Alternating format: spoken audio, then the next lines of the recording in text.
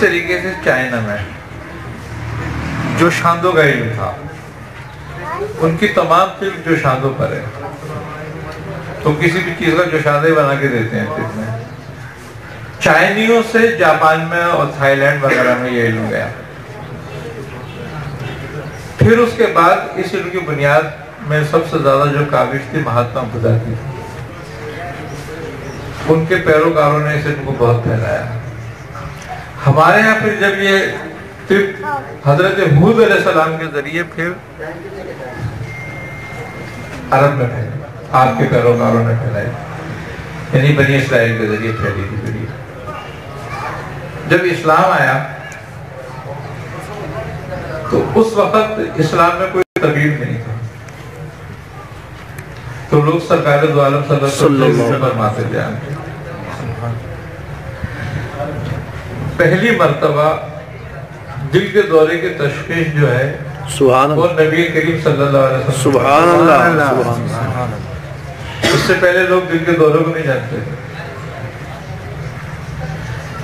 اور حضرت سعد بن ابی وقاص کو یہ درد اٹھا پہلی بار صحابہ کرام میں. تو آپ سرکار دوارا اس میں تشریف لے گئے اور کہا یا رسول اللہ میرے بہت سینے میں درد ہو رہا ہے. تو آپ نے فرمایا کہ یہ دل کا دورہ ہے. تو انہوں نے کہا حضور اس کا علاج بھی تجویز فرما دیں. تو آپ نے فرمایا کہ اجوا کھجور کو بمیں گڑشی کے کھاؤ. تو آپ نے وہ جب تناول فرمائی تو اللہ تعالیٰ نے صحت دی آپ. سبحان اللہ. دل کے دورے کا مریض کے بارے میں ڈاکٹر کہتے ہیں کہ وہ اسکوٹر پہ سفر نہ کرے، وہ رکشے میں سفر نہ کرے. آپ نے اس کے بعد گھوڑے پہ بیٹھ کے ایران فتح کیا. سبحان اللہ. یہ طب نبوی کی کرامت. سبحان اللہ. آپ کا یہ معجزہ ہے یہ کہ ایک دل کا مریض کیسر و کسروں کو تاراج کر دے. اللہ بے شک. پھر مسلمانوں نے اس طرف توجہ پر کی اور بڑے کمال حاصل کیے. آج جو بھی کچھ طب جدید ہے، یعنی جس کو ایلوپیتھی کہتے ہو آپ، اس میں جتنی بھی سرجری ہے یہ مسلمان سائنسدانوں کی مرہون منت ہے. انہوں نے ہی شروع کری. پہلی آنکھ کا آپریشن بھی مسلمان سائنسدان نے ہی کیا تھا. ہم اپنے اسلاف کو بھول گئے. آج ہم فلاں ڈاکٹر کی بات کرتے رہتے ہیں جبکہ ہمارے اسلاف کی بنیاد رکھی ہوئی ہے. انہوں نے بدماشی کری یہ کہ جب اسپین کو فتح کیا انہوں نے تو یہ پوری اسپین کی لائبریری اٹھا کے لے گئے. حضرت محی الدین ابن عربی کی بڑی تحقیق طب میں تھی اور آپ کو مکاشفات کے ذریعے طب حاصل ہوئی. سبحان. وہ ساری کی ساری لے گئے اور انہوں نے لے آ کے ان کو اپنی زبان میں ان کے ترجمے کرائے. اور آج طب پر یہ قابض ہو کے بیٹھ گئے. مسلمان اطباء کی ایک زبو حالی رہی اور پریشانی یہ رہی ان کی کہ وہ کسی کو یہ نہیں چاہتے تھے کہ آگے بڑھے. مسلمان اطباؤں میں بڑے بڑے کارنامے انجام دیے لیکن انہوں نے اس کو علم کو جو ہے نا اپنی اولادوں تک یا اپنے تک محدود رکھا. آج بھی ایسی ہوتا ہے نا ٹیم میں ویسے کرتا ہے. جی بہت تھوڑا سا حصہ ایسا ہے طب کا کہ جو باہر نکل گیا جو آج موجود ہے. ورنہ اطباء نے زیادہ تر کوشش یہی کری کہ یہ طب ان کے خاندان میں رہے، ان کے اندر ہی رہے، پھر باہر نہ نکلے. خوبی کی بات یہ ہے کہ جو حدیث میں ہے کہ کل دان و دوان کہ ہر مرض کا دوا موجود ہے، وہ بالکل طب پر صادق آتی ہے. سبحان اللہ. طب میں ہر چیز کی دوا موجود ہے. اللہ نے کوئی مرض ایسا نہیں اتارا جس کی دوا نہ اتاری ہو. بس یہ الگ بات ہے کہ ہم تو اس تک نہیں پہنچ سکے ابھی تک، یا ہم نے اس پہ توجہ نہیں دی، یا جن کو وہ علم عطا کیا گیا انہوں نے اس کو پوشیدہ کر دیا، اس کے ساتھ انصاف نہیں کرا اور وہ دنیا کے طالب ہو گئے. اور دنیا کا طالب ہی کسی چیز کو پوشیدہ کرتا ہے. جو اللہ اس کے رسول کے لیے ہوتا ہے وہ تو لوگوں کو بانٹتا ہے. सुभान अल्लाह। जो अपने लिए होता है वो फिर उसको बखिल से काम लेता है। आज बखालत के बावजूद ये जो तजुर्बा मौजूद है और ये चीज मौजूद है, तो ये बस कुछ लोगों की मरहून मिन्नत है कि जिन्होंने उस पर काबिशें करी और वो आज फैल गई। अगर देखा जाए तो तिब जो है फितरत के मुताबिक है। सुभान अल्लाह। इंसान की एक फितरत है। आप रोटी खा के पेट भरते हो, अगर आपको विटामिन का कैप्सूल खिला दिया जाए मिनरल का, तो आपको पेट नहीं भरेगा उससे, आप ज्यादा दिन नहीं जी सकते। आज तक इंसान की जो मशीनरी है सबसे ज्यादा पेचीदा है। आज जो जदीद तहकीक है और जो जदीद टेस्ट हैं वो भी सिर्फ एक महदूद हद तक ही इशारा कर सकते हैं बस। अभी ये उसकी इंसान की पूरी बीमारियों और पूरे उसके इलाज तक नहीं पहुंच सके, ना पहुंच सकेंगे कभी। ये पूरी तहकीक कर रहे हैं इसकी केसों पूरे में क्या है, बहुत मुख्तसर से पहुंचे हैं। और जहां तक ये पहुंचे हैं उनका वहां का एजेंडा भी बड़ा खतरनाक है। पूरी जो एलोपैथिक है, जिसको हम तिब्बे फरंग कहते हैं, इसका एक एजेंडा है। असल में इसके बेनिफिशियरी जो है ना वो यहूदी हैं और इसके जो इन्वेस्टर हैं वो भी यहूदी हैं। वो एक मुख्तस करते हैं एक बजट तहकीक के लिए, लेकिन उनका जो तहकीक करने का तरीका है वो ये है कि जो भी साइंसदान इस पर तहकीक करते हैं फिजिक्स पर, वो उनको एक हिदायत के साथ तहकीक करते हैं। और उनकी तहकीक का तरीका ये है कि बस तहकीक वो करो कि जिससे मर्ज रुका गए, मर्ज खत्म ना हो। अगर मर्ज खत्म हो गया तो फिर तुम्हारी तो तैयारी ही बंद हो गई, लेकिन मर्ज रुका रहा तो वो तुम्हारा ग्राहक हो गया। तो वो ऐसे ही इजाद करते हैं कि जो तुम सारी उम्र दवा खाते रहो, एक बार तुम्हें वो दवा खिला दी जाए तो तुम सारी उम्र उसको खाते रहो, तुम ना चाहते हुए भी यहूदियों के मददगार हो। मजबूर है उनके आगे, मजबूर हो तुम उनके आगे कि तुम्हें उनसे ही दवा लेके खानी है। आज एक ब्लड प्रेशर का मर्ज है, मिसाल के तौर पर किसी को हो जाता है तो वो सारी उम्र ब्लड प्रेशर की गोली खाता है। अब ब्लड प्रेशर की गोली कितने की आती है? अगर 10 रुपए की आती है तो एक फर्क 300 रुपए का उनका हो गया, ग्राहक हो गया। अब वो कितना ही बड़ा दुश्मन है यहूदियों का, लेकिन 300 रुपए की फंडिंग उनको कर रहा है। और जबकि उन्होंने तुम्हें इतना डरा दिया, अब हमारे यहाँ अगर आप नेचुरल पे आ जाओ तो 3 दाने 5 दाने अगर आलू बुखारे का शरबत बना के रोज पी लो तुम, तो तुम्हारा ब्लड प्रेशर खत्म हो जाएगा। सुभान अल्लाह, सुभान अल्लाह। फितरत के मुताबिक है ना, खून का जोश वो दूर कर देता है, खून अंतजाल पे आ जाता है और इससे खात्मा भी मुमकिन है ब्लड प्रेशर का, हमेशा के लिए खात्मा हो जाता है। मकसद वो ये कहने का। तो बात ये है कि हमारे यहाँ क्योंकि हमारे जो हुक्मरान थे वो उनका एजेंडा था एक, वो चूंकि उनके गुलाम थे और गुलाम हैं और गुलाम रहेंगे, उनका एजेंडा यही है कि उन्हीं को तरक्की दो, उन्हीं को तरबियत दो। दुनिया का कानून है, अरस्तु ने कहा था कि जिसकी तिब होगी दुनिया में उसकी हुकूमत होगी। ये कुलिया है, उन्होंने कहा जिसकी तिब होगी उसकी हुकूमत होगी। आज फरंग की तिब है, पूरी दुनिया में किसकी हुकूमत है? यहूदियों, फरंगियों। आज आपकी तिब के लिए, आपकी तरबीज के लिए, आपकी कोई भी तालीम के लिए जब इब्तिदा में इस्लामी तालीम बाकायदा की गई और उसके नसाब बनाए गए तो उसमें तिब को रखा गया भी बाकायदा तौर पर। एक आलिम एक तबीब होता था बेशक, और उस बात का मकसद ही ये था कि वो तबीब रूहानी اور طبیب جسمانی دونوں کا کام ادا کرتے ہیں۔ جب انہوں نے یہ دیکھا کہ یہ تو کبھی بھی محتاج نہیں ہوں گے اور جس کی طب ہوگی اس کی حکومت ہوگی، تو ان کی حکومت کو ختم کرنے کے لیے ان کی طب ختم کی جائے۔ انہوں نے کیا کرا کہ کوشش کر کے نصاب سے طب کو نکلوا دیا۔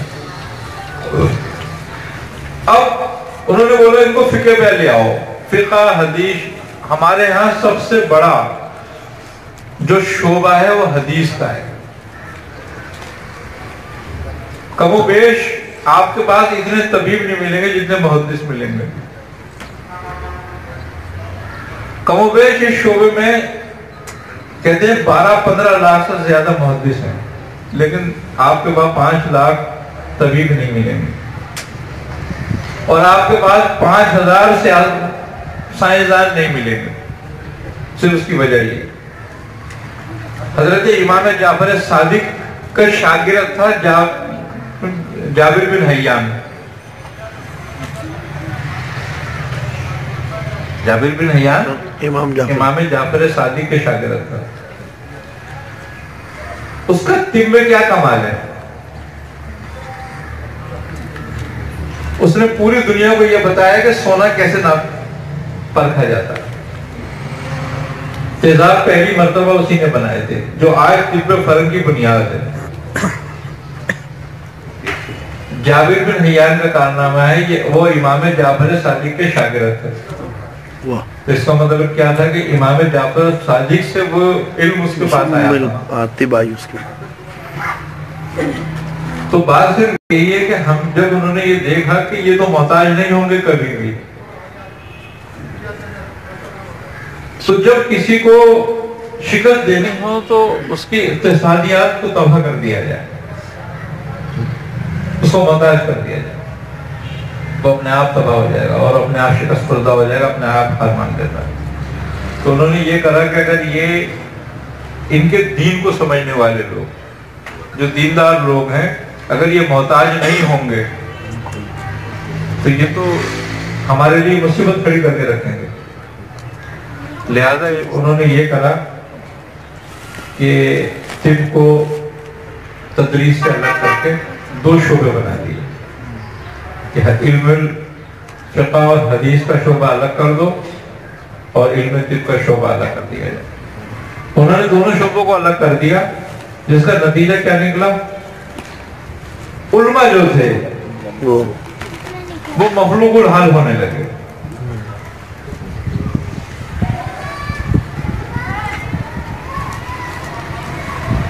اور جو طبقہ آج اگر طب کے نصاب اس میں حدیث اور فقہ کے ساتھ اگر طب پڑھائی جا رہی ہوتی تو آج جتنے محدث ہوتے اتنے ہی طبیب ہوتے، اور کسی ایک کا ایک نیا تجربہ بھی ہوتا تو 10 لاکھ سے زیادہ تجربے ہو چکے ہوتے۔ آپ پوری دنیا میں حکومت کر رہے ہوتے، انہوں نے آپ کو الگ کر دیا۔ دیکھیں ایک بڑی خوبی کی بات یہ ہے کہ فقہ اور حدیث کی تعلیم جو ہے وہ ایک مخصوص گروہ کو فائدہ دیتی ہے۔ آپ کے پاس صرف وہی لوگ آئیں گے جو مسلمان ہوں گے، اس سے زیادہ کوئی دوسرا نہیں آئے گا آپ کے پاس۔ لیکن پھر وہ شعبہ تھا کہ جس میں ہر آدمی آپ کے پاس آئے گا، جس سے کیا نظریہ نکلے گا کہ کوئی نہ کوئی تو آپ سے متاثر ہوگا۔ جتنے لوگ آپ سے متاثر ہوتے جائیں گے وہ آپ کے دین میں شامل ہوتے جائیں گے۔ ایک بڑی ترویج ہو سکتی تھی اس کی نظریے کی۔ لیکن انہوں نے کہا کہ یہ تو بہت خطرناک بات ہو جائے گی، لہذا ان کو الگ کر دو۔ یہ بھی بات چیز میں الگ کرنے گی کہ اس سے کہ آپ طبیب ہوتے تو آپ کے پاس ہندو بھی آتا، عیسائی بھی آتا، یہودی بھی آتا، سکھ بھی آتا، سب آپ کے محتاج ہوتے، آپ سے استفادہ کرتے، اور جب وہ آپ کی ہستیوں سے متاثر ہوتے، ان سے ملاقاتیں کرتے، ان سے متاثر ہوتے تو آٹومیٹک مسلمان ہو جاتے۔ تو اسلام ایک بڑی تیزی سے پھیل سکتا تھا اس چیز سے بھی، لیکن انہوں نے اس کو بالکل گروہ الگ کر دیا۔ اب جب یہ ہوا کہ انہوں نے اسے الگ کر دیا تو مسلمانوں کے جو علماء تھے ان میں مخلوق الحالی بڑھنا شروع ہو گئی۔ اگر وہ ریسرچ پہ اس کی حدیث کی ریسرچ پہ لگتے تو ان کا کوئی کاروبار نہیں کر سکتا تھا۔ نتیجہ کیا ہوتا کہ دوسرے لوگ ان کی کفالت کریں، دوسروں کی مرضی ہے کریں نہ کریں۔ تو اس طریقے سے یہ گروہ مخلوق الحال ہوتا گیا، اور انہوں کو چاہتے یہ تھے کہ ان کو مسجدوں تک محدود کر دو، اور انہوں نے ان کو محدود کر دیا مسجدوں تک۔ اب ہمارے ہاں ایک بڑی بات یہ سب سمجھائی گئی کہ علماء کی خدمت کرنے کے بجائے مسجدیں بناؤ، ان کے لیے تو تم جمعرات کو روٹی بھی بھیج دو گے، روز مرزے کے لیے روٹی بھی نکالو گے تو ان کو کھلا دو گے تو کھا لیں گے کھانا۔ اب انہوں نے کیا کرا کہ آپ نے مسجدیں بنانا شروع کر دی، اور وہ پیسے جو ان کی خدمت میں لگتے اس سے ریسرچ ہوتی ہے، آگے بڑھتا کچھ، وہ سارا پتھر اور گارے میں لگ گئے۔ علماء کی حالت وہیں کی وہیں رہی، جس کا نتیجہ یہ تھا نکلا کہ کچھ تو حق پہ رہے، اس حال میں انہوں نے زندگی گزاری۔ کچھ نے کہا کہ ہم کیوں پڑے رہے، ہم کچھ اور دیکھیں، تو وہ اغیار کے ہاتھ لگ گئے۔ انہوں نے کہا کہ بھئی تمہیں پیسہ چاہیے بہت، ہم سے لو، لیکن اپنی شناخت تو بتاؤ تم ہو کون، ہم تمہیں جب تمہیں کوئی مدد کریں تو اپنی شناخت دکھاؤ۔ تو انہوں نے کہا شناخت کیا دکھائیں ہم؟ اب انہوں نے سوچا کہ شناخت کیا دکھائیں، تو انہوں نے کہا پھر ایسا کرو کچھ کہ تمہارا کوئی گروہ بنے، تمہارا نظریات کوئی ہو، اسلام کا نظریہ تم رکھتے ہو جو، وہ تو سارے نظریہ رکھتے ہیں، تو پھر کوئی مدد کیوں کریں؟ تو وہ اہل حدیث یہ وہ وجود میں آنا شروع ہو گئے، اور وہ لوگ، وہ جو علماء جو دنیا کے طالب تھے وہ اس میں لگ گئے، اور انہوں نے ایک نیا گروہ بنا لیا۔ آپ یہ دیکھ لو کہ وہ سائیکلوں سے پجاروں میں آ گئے، اور جب پجاروں میں آ گئے تو دنیا کا کیا حال کرا انہوں نے۔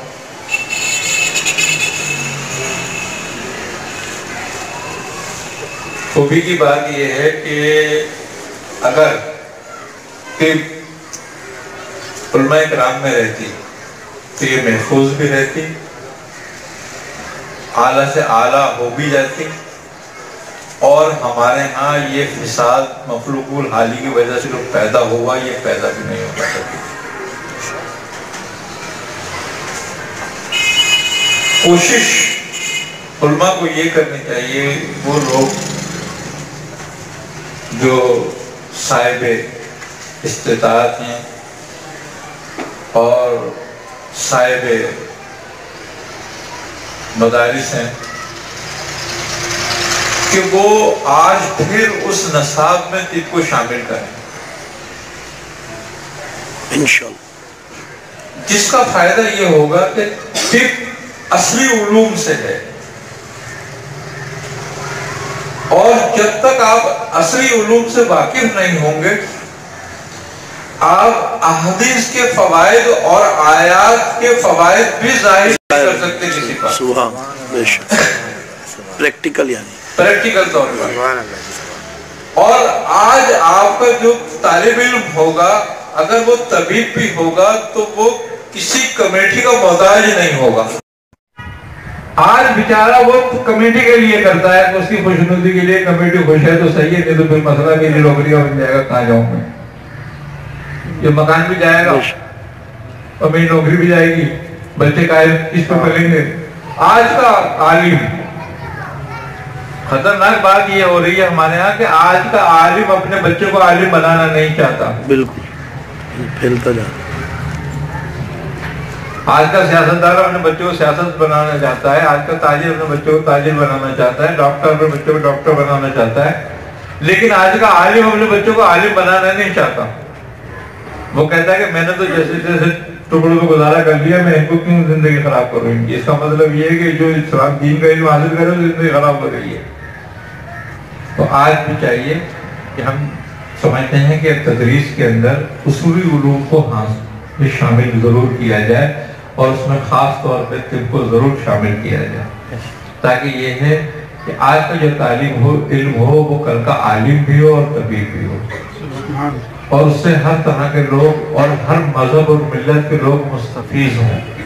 آج ہم پر یہی ایک وہ لگا ہوا ہے نا نشان کہ بھئی یہ لوگ جو ہے مشدد ہیں، شدت پسند ہیں، یہ ایک ہی گروہ کو دیکھتے ہیں، بس ایک گروہ کے لوگ ہیں، ہمیں مخصوص کر دیا، باندھ دیا۔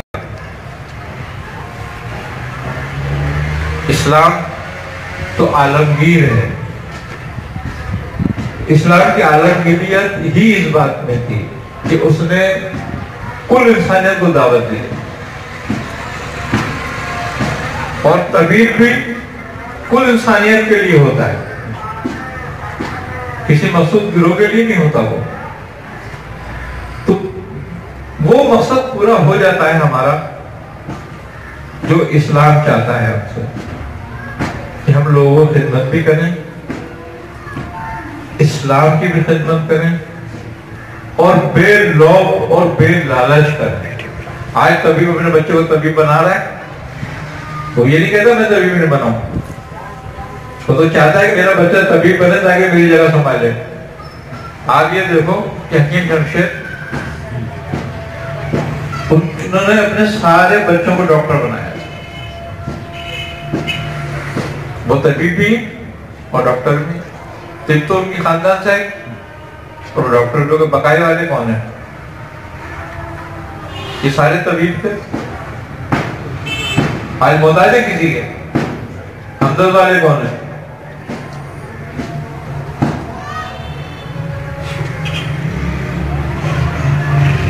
کتنے بڑے بڑے فنڈ ہیں ان کے پاس۔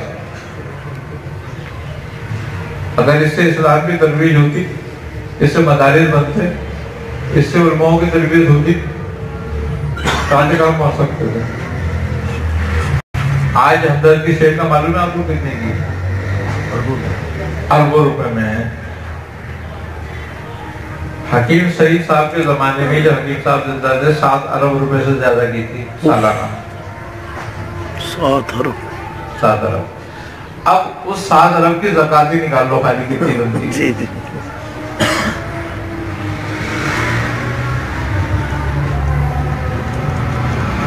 تقریباً 17-18 کروڑ روپے بنتی ہے خالی زکات ہی اس کی، خالی زکات۔ کتنے مدرسے چل سکتے ہیں 18 کروڑ سے؟ کتنے علماء کی خدمت ہو سکتی تھی؟ کتنی لائبریریاں بن سکتی تھی؟ اور وہ یہ نہیں کہ ایک سال نکلتی، ہر سال نکلتی، ہر سال 18 کروڑ روپے، یعنی کہ اگر لگاؤ تو 1.5 کروڑ روپے پر منتھ۔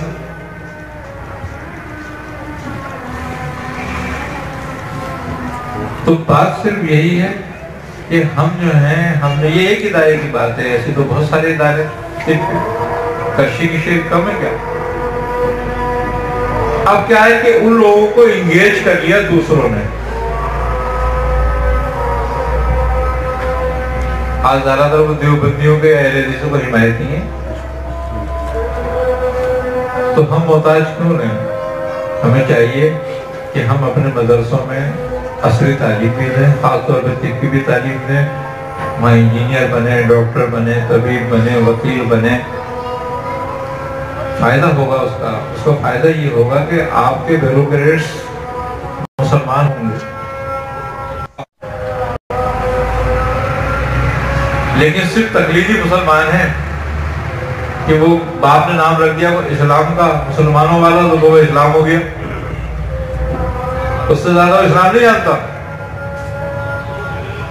اگر اس سے پوچھا تو کیا کون سا مسلمان ہے، تو اس کو یہ نہیں پتا کہ کون سا مسلمان ہو، بس وہ یہ کہتا ہے کہ میرا باپ بھی مسلمان تھا، میری ماں مسلمان تھی، میں مسلمان ہوں۔ تو ایسے مسلمان ہونے کا بھی کوئی فائدہ نہیں۔ تو جو بچہ اسلام کی تربیت پوری حاصل کر کے وہ ڈاکٹر بنے گا، تو اپنے بچوں کو بھی صحیح مسلمان اور صحیح ڈاکٹر بنائے گا، صحیح مسلمان اور صحیح طبیب بنائے گا، صحیح انجینئر اور صحیح مسلمان بنائے گا۔ اس کے دل میں خدا اور رسول کا خوف ہوگا۔ معاشرہ فرد سے بنتا ہے، قوم کا بھی لیڈر نہیں بناتی۔ آج تک تاریخ ہے یہ کہ کسی قوم نے لیڈر نہیں پیدا کیا، لیڈر قوم پیدا کرتا ہے۔ لیڈر بناتا ہے قوم. نبی کریم صلی اللہ علیہ وسلم کو کسی نے لیڈر نہیں بنایا تھا.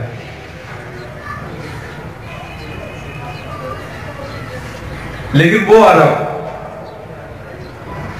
جن کو گنتی نہیں آتی تھی،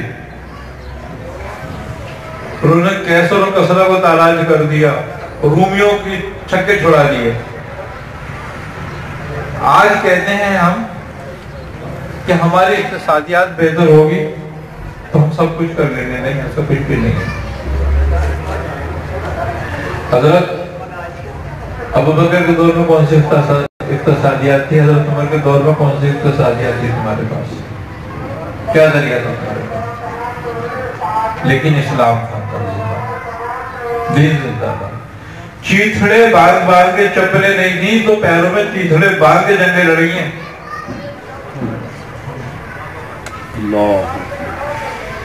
اور وہ زمانہ ہے کہ جس میں 10 لاکھ مربع میل کی تمہاری حکومت تھی. سبحان عمر فاروق. شیر اور بکری ایک گھر پہ پانی پیتے تھے. اسلام کا عہد زرین دور، تاریخ کا دنیا اسلام، یعنی کہ اسلام کی تاریخ تو ایک الگ بات ہے، انسانیت کی تاریخ کا سب سے عہد زرین دور گزرا ہے وہ. اسلام کی تاریخ میں کبھی ایسا دور نہیں گزرا کبھی بھی. وہ لوگوں کا دور جو پیروں میں چیتھڑے باندھ کے جنگیں لڑ رہے ہیں. اللہ وہ تلوار بھی ایک دوسرے کو دے رہے ہیں کہ اب تو لے لے، تو لے لے. بات یہی خالی کہ ان کو دین کی سمجھ تھی.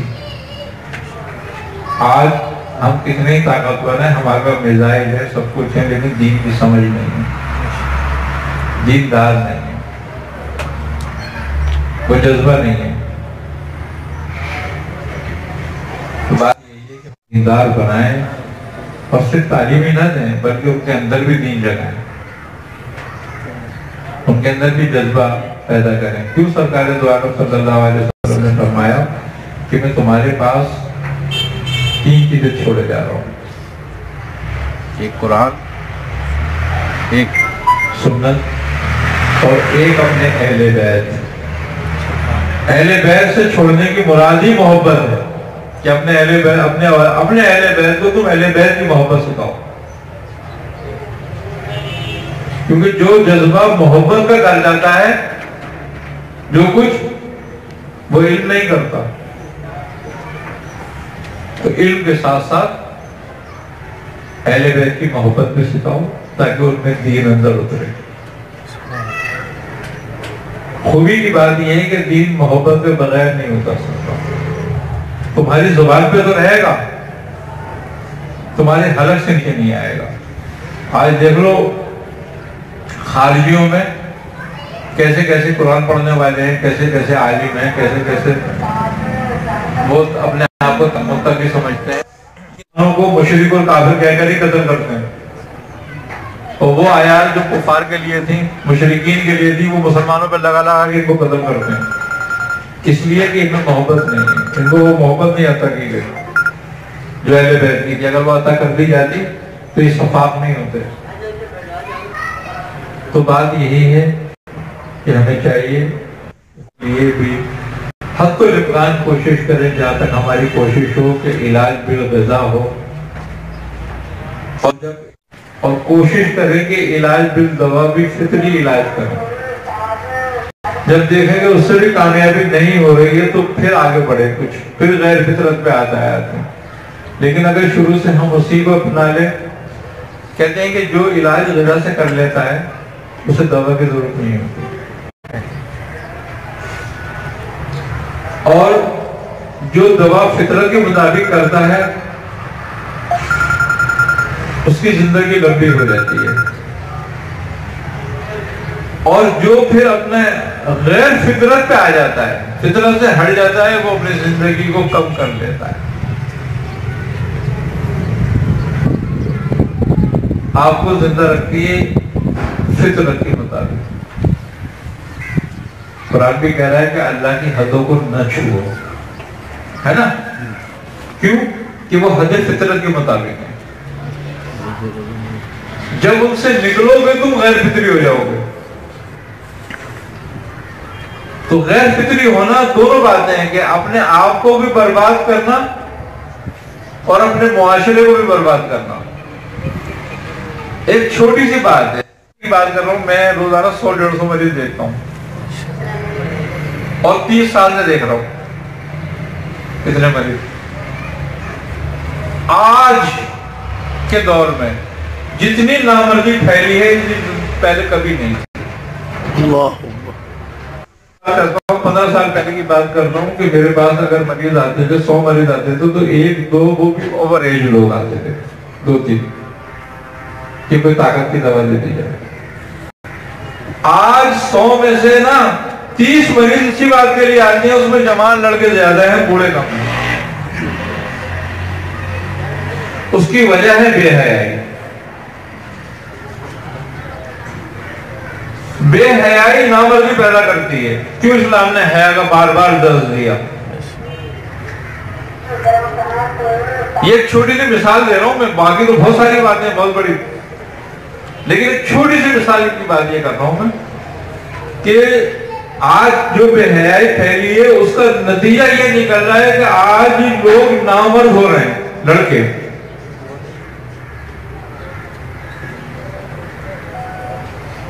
یہ صرف بے حیائی کی وجہ سے.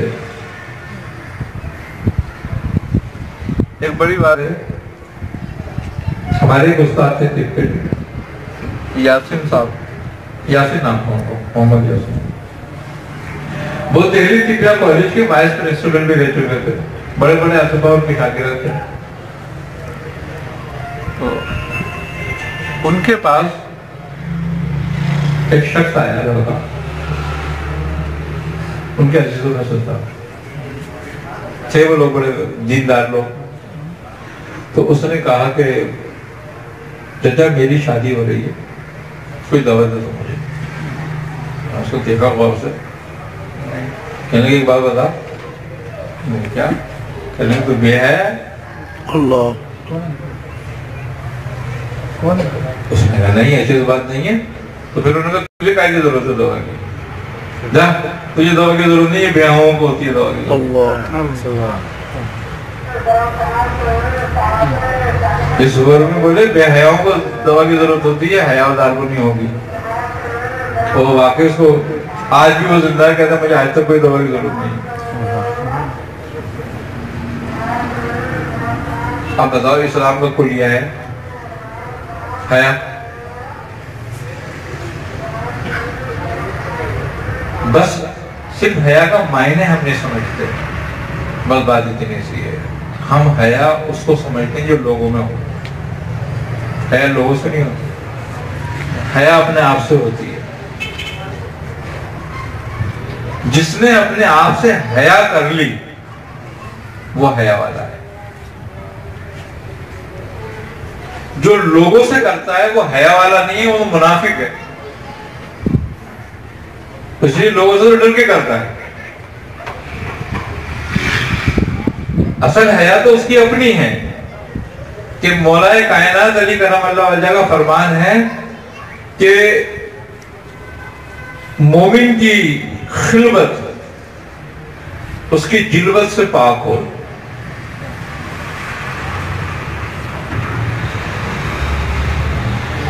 یعنی کہ محفل میں وہ جتنا باحیا اور جتنا پاکیزہ ہو اس سے زیادہ اس کی خلوت پاک ہو. یہ حیا ہے.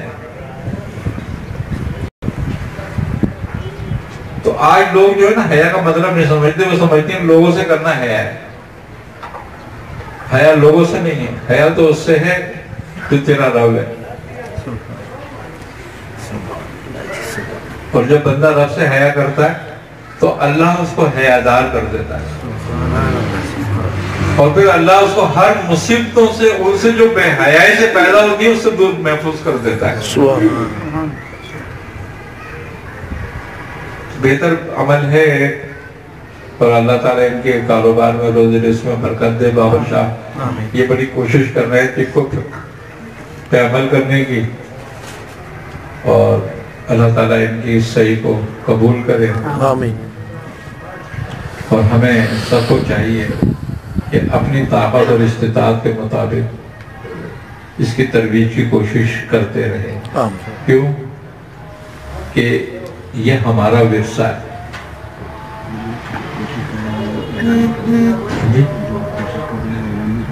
جی ہماری ایک کوشش یہ بھی ہو رہی ہے کہ مفتی عبد البارک صاحب کے جو ادارہ ہے اس میں ایک طبی کالج کے لیے کوشش کرنا ہے ہم کہ اس میں باقاعدہ طور پر طبیہ کالج بنا دیا جائے. سبحان اللہ.